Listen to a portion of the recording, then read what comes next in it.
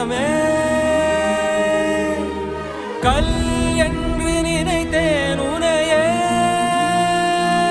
நீ யார் என்று சொன்னாய் மனமே தான் நீயா எதில் நீ இருந்தாய் எங்கோ மறைந்தாய் உன்னை